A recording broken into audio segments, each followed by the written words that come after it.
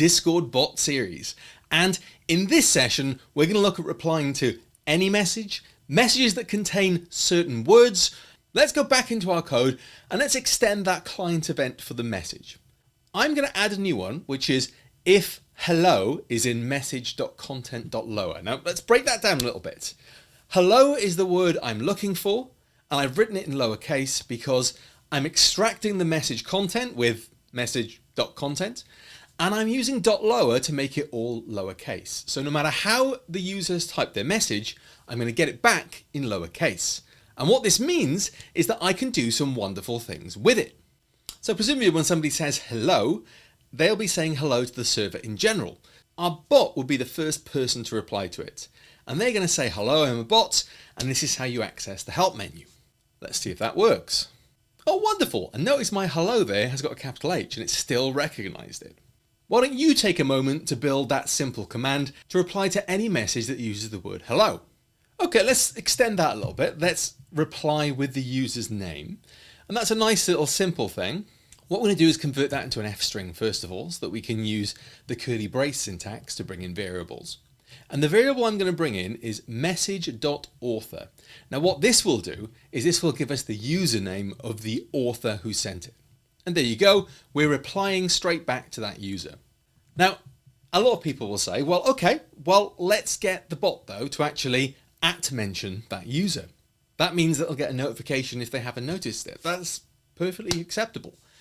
But the method I'm using here of just sticking @ in front of it isn't going to work, because the bot has to follow different rules to us.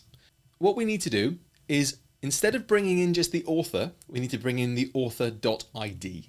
Now what this is a unique number to that user.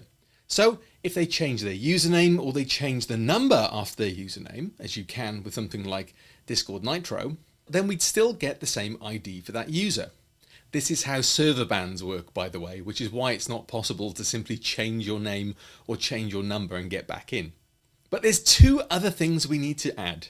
Chevrons, pointy brackets, the either side of the @ symbol and the closing curly brace. This is the way that we tell the server this is a mention, so use the user. And you'll see when we send that then, it looks like a proper mention. My user will then get a notification to say that they've been messaged on that server if they've moved away from it. Now we've got a slight issue with this bot, and that is that anything that we feed to it that contains the word hello will assume it's your first message on the server. And this isn't the best, because if I say hello to somebody else, or I happen to have the word hello in a sentence, the bot's going to chime in and go, hello, here's the terms of our server. And that's probably not what you want, is it? You probably want the bot to shush, unless it is your first time on your first post. Now we're going to use a built-in feature of Replit to help us with this, and that is ReplitDB. This is a free database that you can use in your REPL that has very simple requirements. Now, of course, if you feel the need for more database power, you can get true Postgres SQL databases within your REPL for a small fee. That's a different tool, and that's the Postgres SQL tool there. So if you're more comfortable with those, please use those. In the examples, we're going to use ReplitDB because it's free and simple and matches our needs. So I'm going to bring up my database. I'm going to use the import from Replit import DB, which allows me to access the database. Then in my message received, I'm just going to do some simple things. I'm going to get the key values from my database, and I'm going to see if my author ID is in the keys at all. There's a few weird things we have to do here because of the way that Discord gives us back user IDs, and that is that we'll have to make them strings.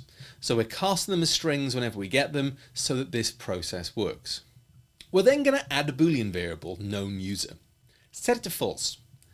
If we do find that user's ID in the database, we're going to set that to true.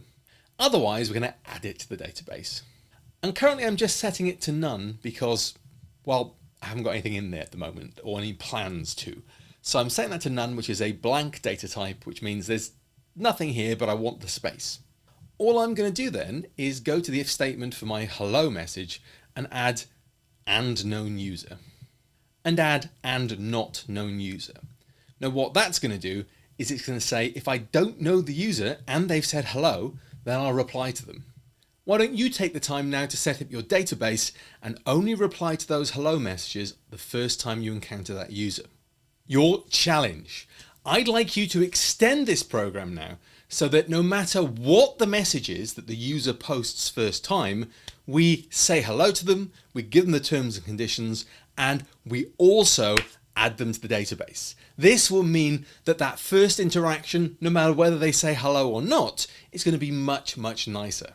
Of course, when you're done, feel free to share your code by publishing the community and use the hashtag DiscordBots on Replit. We did say this was going to be a currency bot. So far, it's just a hand-holding bot. Let's change that. In the next lesson, we're going to convert it to a proper bot. We're going to look at how to interpret slash commands and build our first command to get those balances from the database. Seems like a lot in one lesson, doesn't it? It's not, it's fun. Promise.